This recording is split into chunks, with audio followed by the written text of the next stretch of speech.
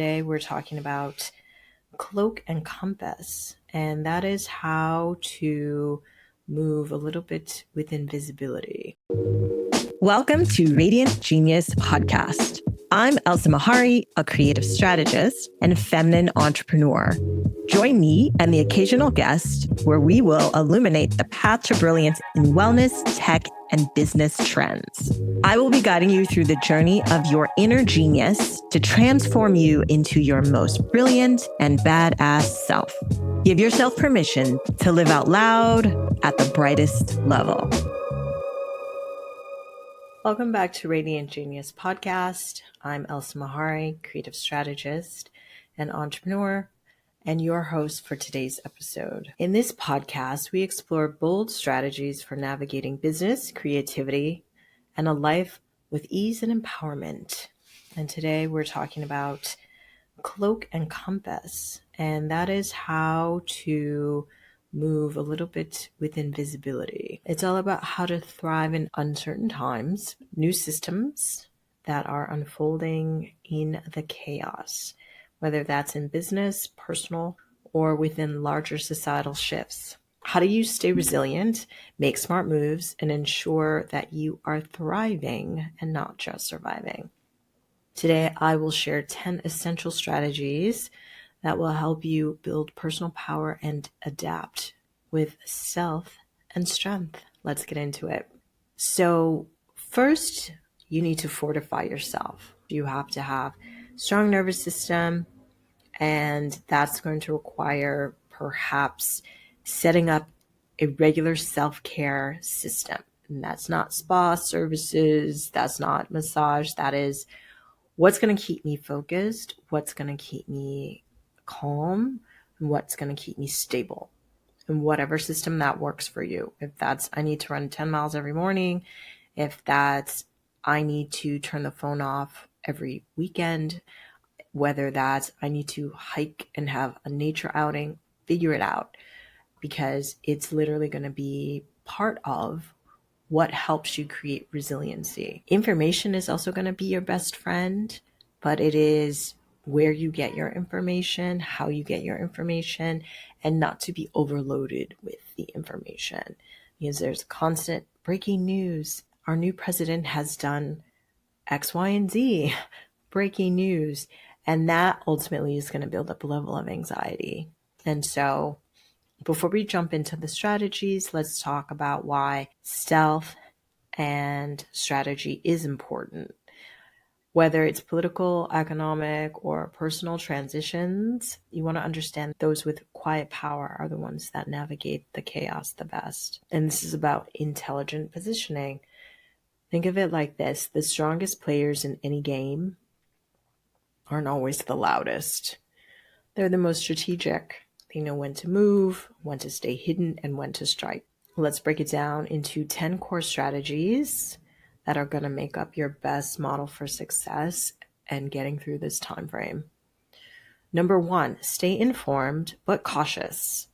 Not all information is equal. Learn to recognize misinformation and manipulation. And again, this might be a little bit of disengaging from these social platforms, which we now know are a little bit rigged in a certain direction. I previously got a lot of my news from social media because they were content creators that were doing the work for me. They were authentic creators. I felt real-time news. I think a lot of those voices are going to be suppressed. So wherever you previously got your information from, you might have to rethink and research where the new platforms are that will have more authentic presentation. So that's following independent news sources, using maybe encrypted communications like Signal versus WhatsApp for private discussions, and be mindful of digital surveillance and limit your online footprint if possible. I know a lot of us have online businesses, so that won't be possible, but in your personal, divulge less than previous. Also, build a trusted network. I think a lot of us post-COVID had fatigue, and we all had our little bubbles that we were in, our pods, and then we maybe broke out of them, or let them fall to the wayside, but now it's more important than ever. And if you don't have a community, like, really be proactive about building it if you can. Not the easiest thing to do, because I think people are still in this energy of suspicion, like, who do we trust? But you really have to put effort to get your communities more important than ever. It's going to be the collective strength that gets us through. I know it's for a lot of us, we've been in isolation mode. It is very, I think, normative to be individualistic as Americans, and you can move faster. You can just get things done. But we're going to have to really shift out of that mind space. And again, we're really in the age of Aquarius with Pluto and Aquarius now. It's all about, again, humanitarian, the collective, community, innovation, technology, but all in balance, because right now technology is, I would say, at the forefront, and the collective is a little lagging behind. And I think it's up to us, because we're going to be pushed into essentials of what it means to be part of the human race. And if we want to survive as a people, I think that's what's going to do it. So cultivate a small, trusted circle of like-minded people. This is really going to help you maintain financial independence. You want to be financially flexible, and this is a time, again, of great wealth transfer, but you want to be really cautious about where you're getting your information, how you're moving financially, diversify your assets, your cash reserves, have cash at hand, maybe even set up barter systems, people that have certain things. I think we're definitely going to be trending more toward an old way of exchange as our system shifts from the US dollar reserve to crypto. That's going to be a whole situation that's going to cause great instability. We don't really know what's happening on the forefront with that, but I won't speak too much about cryptocurrency, but do your research on that, because you might be part of that group, and really look into some community banking.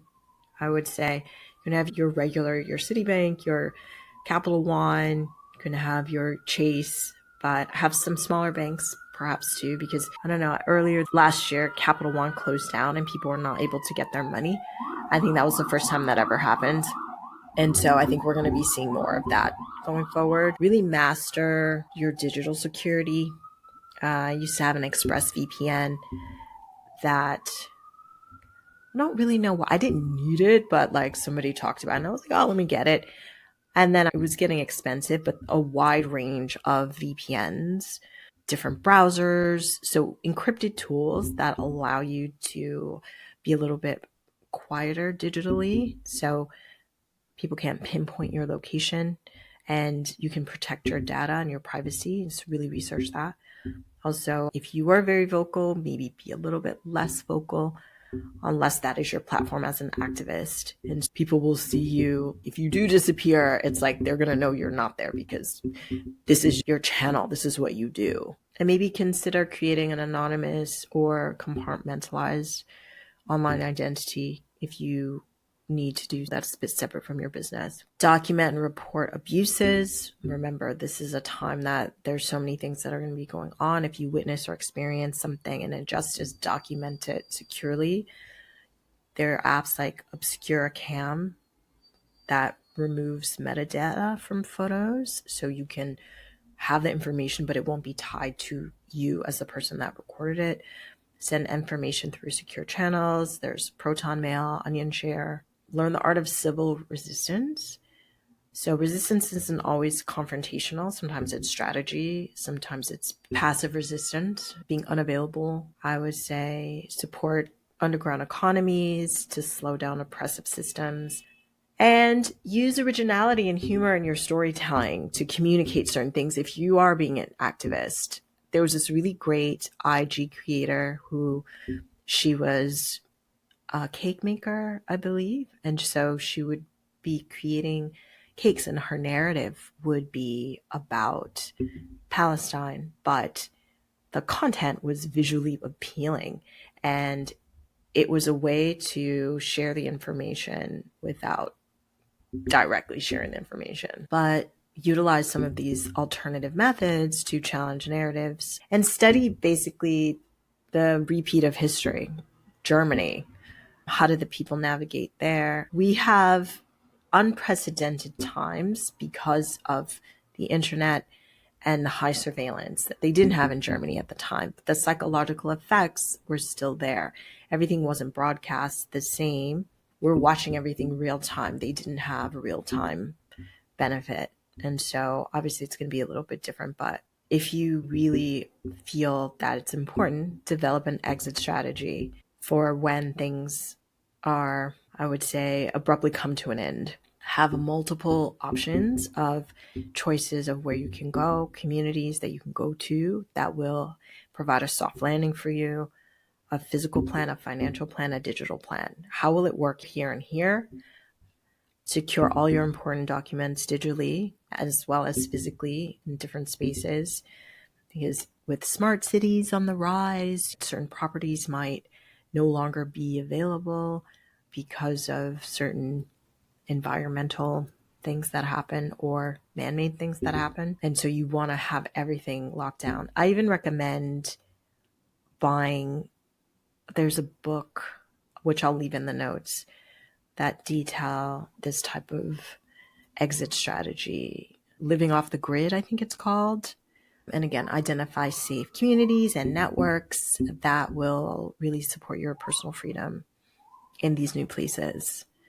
And again, really strengthen your mental and your physical resilience. I'm currently able, fortunately, very healthy. I'm going to the gym as much as possible. I'm working out, I'm meditating, I'm really developing my internal strength.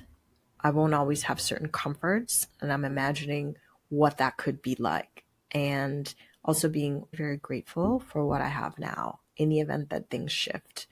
Train yourself in self-defense if you feel that is necessary. There's so many different types, whether that's you just have some sort of spray. And this is not necessarily if you move abroad. It's becoming more and more dangerous in certain cities. And you want to have a way to protect yourself. Practice meditation, breath work, how to keep calm if something does happen. It's very easy to go into panic mode, but really just remember, even if a cousin of mine just talked about how older people are falling a lot more frequently. It could be a slip, it could be whatever. They're not able to get up. I cannot personally imagine this. I do a lot of yoga and balancing and all this crazy stuff, but it's something you take for granted, right? If you do fall, how do you get up, right? So if you are threatened by someone or attacked, what would you do, right? So it's almost like mentally practice that. What's your first form of protection or attack if you feel confident in that? And again, a resilient mind is really important. And how do you keep a resilient mind? What are the exercises that you do to strengthen yourself and to not go into anxiety or panic mode? And know your legal rights. This is something you think, I'm a citizen or I won't be subjected to X, Y, and Z. You may think that. We don't know.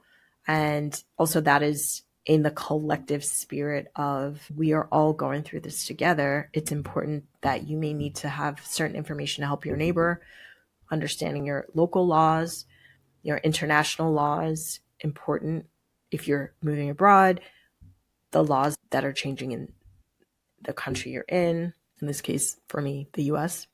And I think this is largely for anyone in a country that is going through a little bit of a rapid revolution, and then you have to regroup very quickly. Have a few different apps on your phone, how to handle police interactions, protest detainment scenarios. You might just get, if you're a brown person and you're with a group of brown people, if you're an American citizen, you don't have paperwork. This is something that can't even imagine, but it's going to possibly be happening. How do you handle yourself in that situation? Who's your emergency contact, right? Who can get your birth certificate or who can get your proof of citizenship? Know the number to immigration, connect with civil rights groups, legal aid action organizations. Also, staying high vibration, right? Preserving hope and culture is very important. Black Twitter, I don't even know if it's still, but that helped us through a lot of difficulties. Culturally, we're not unfamiliar with times of challenge and struggle. So for some, it might be new, but like we've lived through this is now, we're all now in the same boat with this. We're all on the Titanic now, basically. The last days, the sinking ship, right? So the oppressive systems try and erase culture and identity. And so keep records. There's a Bad Bunny album out now. And one of his lines that has just been so emotional for people is, I wish I took more photos. I wish I took more pictures. I have over 40,000 photos on my phone. I have taken the pictures, but it's the memories, right, that are so important that we are taking for granted now. And a lot of these things are being erased. So have those. I know everything was digital before. Print out photos, have photo albums, write things down, support art, support books, support music, support creatives that are going to be suppressed. If you are creative, find groups that will support you and really still enjoy and engage in joy and creativity and community, because that is a form of resistance as well. Of these strategies may or may not be useful. Pick what serves you, what resonates. Maybe you want to go deep into your financial independence because you're part of the group that now you're becoming wealthy over the course of the next 4 to 10 years, but some of these things will still apply. And the goal is to still live in your joy, because that is your birthright, no matter what is happening in the collective, and to live with awareness and empowerment. And if you found this episode valuable, I would love to hear from you. Please share and like. And if any strategies stood out the most, I would love a DM on Instagram. I'm at Radiant Genius Pod, or LinkedIn. Leave a comment on this episode. And if you would love to dive deeper, I'm going to be creating a workbook, a guide. It's going to be on Gumroad. That'll have more information listed out, so it'll be at your fingertips. And remember, resilience isn't about waiting for things to change. It's about positioning yourself to thrive no matter what. Until next time, stay radiant and strategic. And thanks for tuning in to this week's episode. Thanks for listening, sending soothing calm to your nervous system. Hit subscribe and join me on this feminine-led entrepreneurial journey. The Radiant Genius Podcast, where we discuss all things brilliant.